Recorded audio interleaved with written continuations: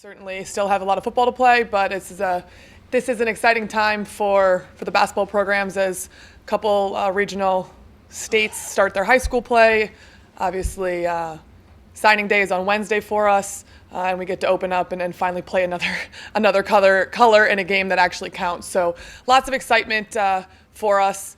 Started over the weekend when we were able to actually practice in the shack for the first time, which was a fantastic experience for all of us, and certainly well worth the wait to get in there. But specifically this weekend, being able to focus now here today, we'll take tomorrow off, and Wednesday and Thursday on our opponents for the weekend. It gets things going. It gets things real, and certainly our players are excited to kick things off.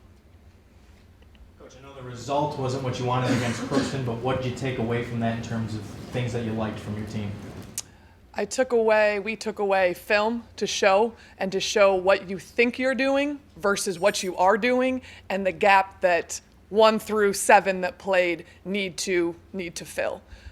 Certainly nobody was happy with the outcome nor necessarily the effort over the long haul, but being able to watch that film and point out the dips collectively and individually, because we have a handful of young players, and really we only have one returning starter who's playing the same position that she started in last year. So we have some inexperience, and we can't always physically do it, but we can certainly show on video things that need to be shored up and tightened up. And so that was the best thing that came out of that Crookston game, was having video to show individuals and the team. And certainly this weekend, we were able to attack some of the effort and the determination and the grit as we've been talking about.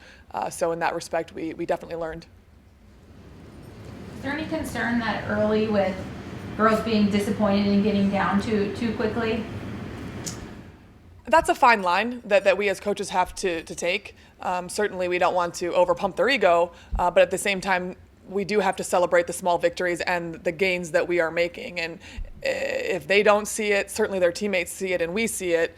And so it's pointing those things out so that we're not too down. But this group is a group that doesn't like the pats on the back. Like, they want it straight, and that took me a little while to make that change, because last year we needed to pump everybody up, and this year they look at you crazy and they're like, no, that wasn't what you're saying, that wasn't as good as you think it was at all, I can do better. And I appreciate that, so it's a little bit more of a kick in the pants, holding them to a little bit tighter of a rein, but we do have to sprinkle in, and we have to make sure that we have a balance, and a lot of that is me and our staff reading the body language. You can tell when a kid believes it or when a kid's like, enough is enough. And so we're always walking that line.